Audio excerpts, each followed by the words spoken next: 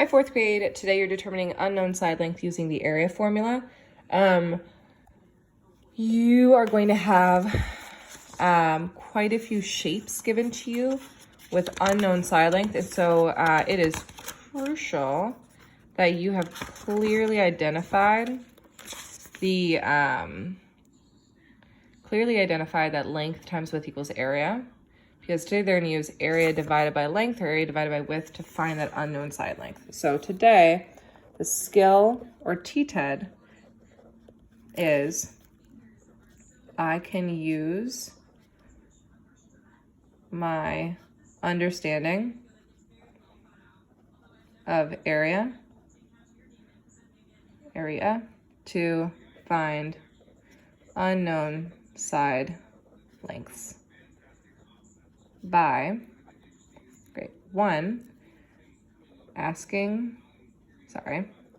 identify knowns, unknowns. The question that they're going to ask themselves is, what do I know about this problem? 2, 3, 4, 5. What do I know about this problem? I'm going to do identify knowns. Identify the unknown based on unknown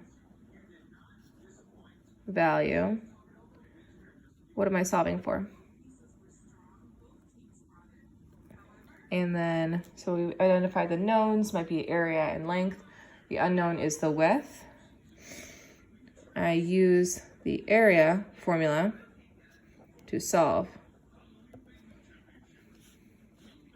If, this is the think about it, area equals length times width, I can use division to solve for unknown. This is literally solve, and I'm not going to do a think about a question. And then the last thing is, this is the thing that has to happen, complete sentence answer with the question of, what does my answer stand for? Question mark. Okay, so here's the deal. Please make sure that you're being cognizant as you do this. So there's a lot more think about it questions as you're actually in the problem itself, versus the annotation with the big problem. If you don't have that on your page, you're not prepared to teach this class for your kiddos. We need to identify the perimeter here. And so that actually doesn't even speak to the sequence that I just went through. Now I need to represent every single time a child represents this problem, they must draw the rectangle with the known values. So I know that it's 6 feet tall. I'll do that my length. I know the area is 30 feet. And I don't know the width. So I'm going to label this as step 1, my knowns, check. They don't need to put those K's there, but I'm doing that for you right now. This is my unknown value. So to solve, I'm asking myself, step 1, and my task list is actually like, Nicole, this is when the tasks need to come in. Task 1, task 2, find width, find perimeter. And put little check boxes next to those so they can feel like in control of this. So if I know that area equals length times width, and I know that area is 30 equals 6 times box, or I should have left the W, I can do 30 divided by 6 to get box. And so therefore I know that that's 5 right there. I go back and I plug my 5 into the sequence over here.